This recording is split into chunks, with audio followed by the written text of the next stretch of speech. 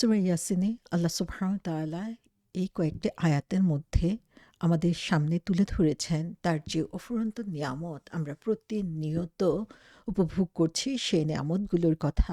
তিনি বলেছেন কিভাবে শুকনো মাটিতে তিনি শস্য জন্মদান করেন, কিভাবে সেখানে তিনি ফসল ফলান, কিভাবে সেখান থেকে ফল উৎপাদন হয় এবং এই সমস্ত কিছুই হচ্ছে আমাদের জন্য এবং আমরা এগুলো খেয়েই বেঁচে আছি। যেই হচ্ছে কারো কাছ থেকে কোনো উপকার পায়, স্বাভাবিকভাবেই তার মনটা কৃতজ্ঞতায় ভরে যায়। তখন সে তার প্রতি কৃতজ্ঞতা প্রকাশ করার জন্য, তার সন্তুষ্টির জন্য কিছু করার জন্য তখন সে লেগে যায়।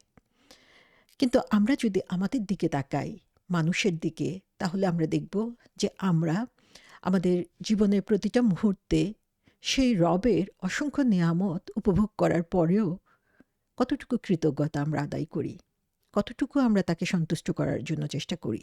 কতটুকু আমরা তার নির্দেশ মতো কাজ করে থাকি?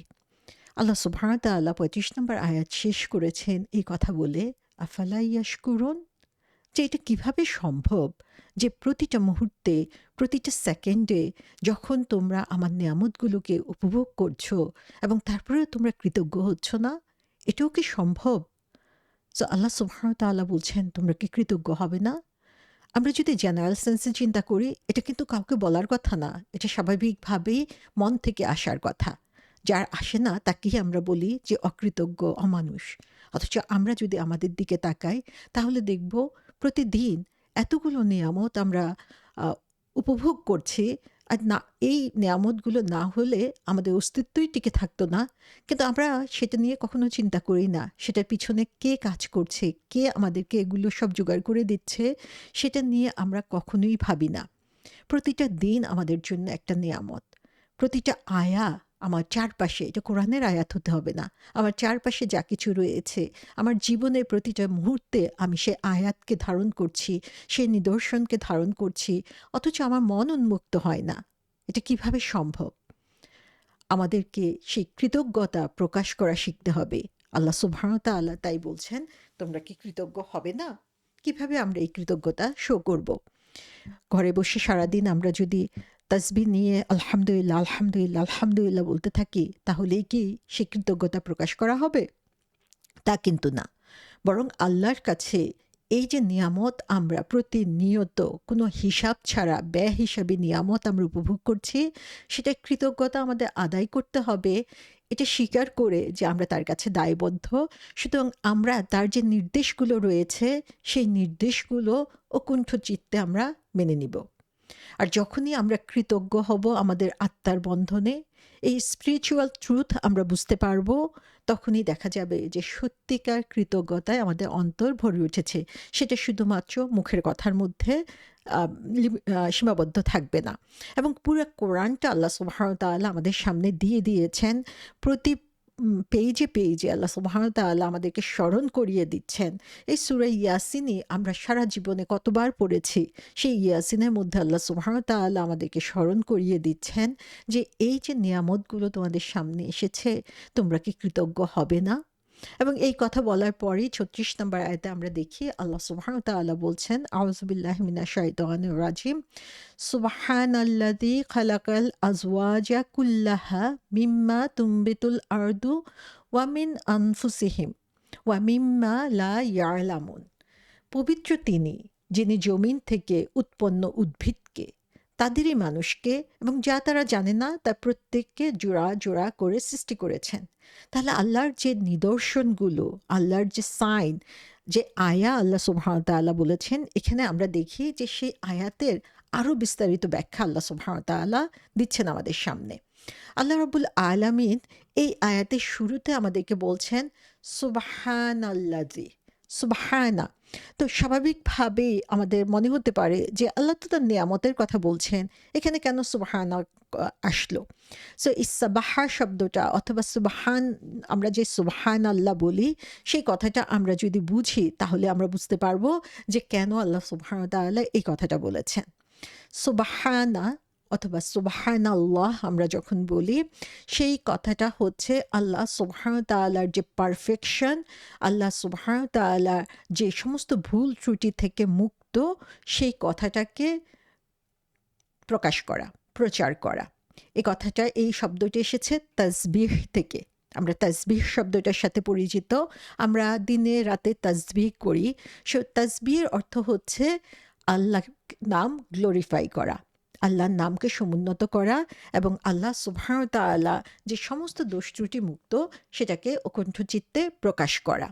এবং আল্লাহ সুবহানাহু ওয়া তাআলার নাম আমরা যখনই সুবহানা বলছি তখনই বোঝানো হচ্ছে যে how amazingly he is perfect, যে কিভাবে তিনি সমস্ত কিছু সমস্ত বলা যায় যে কোনো ধরনের ইমপারফেকশন তার মধ্যে নেই, কোনো ধরনের খুঁত আমরা তার মধ্যে দেখতে পাবো না। এই সূরার 40 নম্বর আয়াতে আমরা দেখব ঠিক সাবাহা শব্দটা আবার ব্যবহার করা হয়েছে ভিন্ন আঙ্গিকে। সো আল্লাহ সুবহানাহু ওয়া তাআলার জন্য যখন এই সাবাহা শব্দটা বলা হয়ে থাকে তখন এটার অর্থ হচ্ছে আল্লাহ সুবহানাহু ওয়া তাআলার পারফেকশন প্রচার করা, জোরে সোরে সেটা বলা। আমরা যদি সাবাহা শব্দটা বুঝি তাহলে দেখব যে এই কথাগুলো বুঝা আমাদের জন্য অনেক সহজ হয়ে যাবে। এখন মনে হচ্ছে আমাদের কাছে যে আমাদেরকে হয়তোবা আল্লাহ বলছেন যে প্রতিদিন কয়েকশো বার করে সুবহান আল্লাহ পড়তে হবে, সেটাই হয়তোবা এই সুবহান শব্দের অর্থ। সাবাহা শব্দের অর্থ হচ্ছে সাঁতার কাটা। সো আমরা সাঁতার কাটার সাথে সবাই পরিচিত আছি এবং এই সাঁতার কাটাটা সাঁতার কাটার জন্য অ্যারাবিকে অনেকগুলো শব্দ রয়েছে। সাবাহা হচ্ছে এর মধ্যে একটা, এবং এই সাবাহা শব্দ দিয়ে স্পেসিফিক কাইন্ড অফ সাঁতার কাটা বোঝানো হয়ে থাকে। যে সাবাহা শব্দের অর্থ হচ্ছে ভেসে থাকা। যখন কেউ সাঁতার কাটে এবং তার মাথাটা পানির উপরে থাকে, পানির নিচে ডুবে যায় না, তখন সেটাকে সাবাহা বলা হয়ে থাকে। সো সেখান থেকে আমরা দেখি যে এই সুবহান শব্দটা বলার মাধ্যমে আমরা যেটা বলি সেটা হচ্ছে যে আল্লাহ সুবহানাহু ওয়া তাআলা সবসময় হচ্ছে অ্যাবাভ হিজ ক্রিয়েশন, তার সৃষ্টির উপরে তিনি অবস্থান করছেন এবং তার যে অবস্থাটা, তিনি সমস্ত দোষ ত্রুটি থেকে মুক্ত, তো সেটা কখনোই আপ অ্যান্ড ডাউন হয় না। আমরা যদি কোনো মানুষের কথা চিন্তা করি যে খুবই ভালো মানুষ, কিন্তু তারপরে আমরা দেখব তার মধ্যে কিছু না কিছু ত্রুটি বিচ্যুতি থাকে, সে ভুল করে আবার সেটাকে সংশোধন করে নেয়। কিন্তু আমরা যখন সুবহানাল্লাহ বলছি তার মানে হচ্ছে যে তিনি একটা লেভেল মেনটেন করছে, সেটা কখনোই নিচের দিকে নামে না। সো আমরা যখন সাঁতার কাটি তখন দেখি যে এই সাঁতার কাটার জন্য কি করতে হয়, যে রেগুলার কিছু মুভমেন্ট করতে হয় এবং একটা একটা ক্যালকুলেটেড মুভমেন্ট, রাইট? হাত পা ছুড়লেই শুধু সাঁতার কাটা হয় না। সো যখন আমার সাঁতার কাটার প্রয়োজন হয় তখন আমার হাত পাকে আমার একটা নির্দিষ্ট রিদমে মুভ করতে হয়। সো এই তাসবিহ শব্দটা দিয়ে বোঝানো হচ্ছে যে স্পিরিচুয়ালি এই দুনিয়াতে আমি যদি নিজেকে আল্লাহ সুবহানাহু ওয়া তাআলার সন্তুষ্টির জন্য টিকিয়ে রাখতে চাই, তাহলে আমাকে এই দুনিয়ার বিভিন্ন মধ্যেই থেকেই হচ্ছে দুনিয়ার কাজকর্মের মধ্যে থেকেই একটা বিশেষ গতিতে এগিয়ে যেতে হবে, যার মাধ্যমে আমি হচ্ছে আল্লাহ সুবহানাহু ওয়া তাআলার দেওয়া নির্দেশগুলোকে পালন করে যেতে পারবো। যদি আমি আল্লাহ সুবহানাহু ওয়া তাআলাকে সঠিকভাবে না চিনি তাহলে দেখা যাবে যে এই দুনিয়ার আনন্দ বিলাস পঙ্কিলতার মধ্যে আমি ডুবে যাচ্ছি। সো এগুলো সারাক্ষণ আমাদেরকে নিচের দিকে টানছে, আর আমরা সে আল্লাহ সুবহানাহু ওয়া তাআলাকে স্মরণ করে নিজেদেরকে উপরের দিকে রাখার জন্য চেষ্টা করছি। এটাই হচ্ছে সাবাহা, এটাই হচ্ছে তাসবিহ। সো এই তাসবিহটা হচ্ছে প্রতিনিয়ত আল্লাহর কথা স্মরণ করা এবং সেই স্মরণটা এমনভাবে রাখা যে আল্লাহকে আমি অন্য সৃষ্টির সাথে কখনোই তো সমান মনে করব না, বরং তার মর্যাদা তার সম্মান সবসময় হচ্ছে অন্য সব জিনিসের উপরে রাখবো। এবং সেই মর্যাদা রাখতে যে অ্যাজ এ হিউম্যান আমার উপরে যে দায়িত্ব আল্লাহ সুবহানাহু ওয়া তাআলার নির্দেশগুলো পালন করা, সেগুলো এমনভাবে পালন করব কখনোই আমি আল্লাহর সম্মানকে নিচে নামতে দিব না। আমার কথা কাজে কখনোই যাতে এটা মনে না হয় যে আমি আল্লাহ সুবহানাহু ওয়া তাআলাকে কোনোভাবে অসম্মানিত করছি। সো একজন মুসলমান হচ্ছে প্রতিনিয়ত আল্লাহকে স্মরণ রাখবে, এটাই হচ্ছে তার নিয়ম। যাই ঘটুক না কেন জীবনে, সে প্রতি মুহূর্তে আল্লাহর কথা স্মরণ রাখছে, আল্লাহ সম্মানের কথা স্মরণ রাখছে এবং আল্লাহ তাকে যে কারণে সম্মানিত করেছে মুসলিম হিসাবে, সেই সম্মানের কথা সে মনে রেখে যখন এই দুনিয়ার এই পঙ্কিলতার মধ্য দিয়ে সে এগিয়ে যায় নিজেকে সব ময়লা আবর্জনা থেকে বাঁচিয়ে রেখে, সেটাই হচ্ছে তাসবিহ। তাসবিহ শুধু ঘরে বসে তাসবিহ জপা না, বরং তাসবিহ হচ্ছে এই দুনিয়ার ময়লা আবর্জনার মধ্যে থেকেও সেগুলোর উপরে নিজেকে এমনভাবে অবস্থান করা যে আমি আল্লাহকে সবকিছুর উপরে সম্মানিত করছি। সো আল্লাহ সুবহানাহু ওয়া তাআলার গ্লোরি এবং পারফেকশন এখানে ঘোষণা করা হচ্ছে প্রথমেই। সো এখানে আমরা চিন্তা করি যখনই আমি আল্লাহর পারফেকশন ঘোষণা করছি, তার মানে আমি বলছি আল্লাহ সুবহানাহু তাআলা হচ্ছে প্রত্যেকটা ভুল ত্রুটি থেকে মুক্ত। কোনো ধরনের দুর্বলতা তার মধ্যে নেই, এবং যেহেতু তার মধ্যে কোনো দুর্বলতা নেই, তিনি সক্ষম, তিনি সামাদ। তো তার সাথে আসলে আর কোনো পার্টনারশিপেরও দরকার নেই, যে কেউ তার কাজ এগিয়ে দিবে, কেউ তার কাজে সাহায্য করবে, সেটার প্রয়োজন আল্লাহ সুবহানাহু তাআলার হয় না। কোরআনে আমরা দেখব এই সুবহান শব্দ, সাবাহা শব্দগুলো ব্যবহার করা হয়েছে মুশরিকদের যে বিশ্বাস সেগুলোকে খণ্ডন করার জন্য। কারণ আমরা যখনই দেখি যে আল্লাহ সামনে, আমরা মনে করি যে আল্লাহকে পেতে হলে অন্য কারো সাহায্য আমরা নিচ্ছি, মনে হচ্ছে যেন না হলে আমরা আল্লাহকে পাবো না। সো অন্যকে এর মধ্যে অংশীদার করে নিচ্ছি, মনে হচ্ছে যেন আল্লাহ সুবহানাহু ওয়া তাআলা এটা দিতে পারবেন না, এটার জন্য আমি অন্য কারো শরণাপন্ন হচ্ছি। এই ধরনের বিশ্বাসই হচ্ছে আল্লাহর মধ্যে আল্লাহর যে অক্ষমতা আমরা বলছি এখানে, আল্লাহ মাফ করুক, অথবা আল্লাহ সুবহানাহু ওয়া তাআলার যে শক্তি সেই সম্পর্কে আমার ভুল ধারণা প্রকাশ পাচ্ছে। সো যখনই মুশরিকরা আল্লাহর সাথে কাউকে অ্যাসোসিয়েট করে, আল্লাহর সাথে কাউকে অংশীদার করে, আল্লাহর সাথে অন্য কারো ইবাদত করা শুরু করে, তার মানে তারা চিন্তা করে যে আল্লাহ সুবহানাহু ওয়া তাআলা একা এই বিশ্ব ব্রহ্মাণ্ডের যে রাজত্ব তার, সেটাকে তিনি একা রুল করতে, রান করতে সক্ষম না, অথবা আল্লাহ সুবহানাহু ওয়া তাআলা কাজ করার জন্য সহযোগিতা দরকার, তিনি কোনো সময় হয়তোবা দুর্বল হয়ে পড়েন, আল্লাহ মাফ করেন।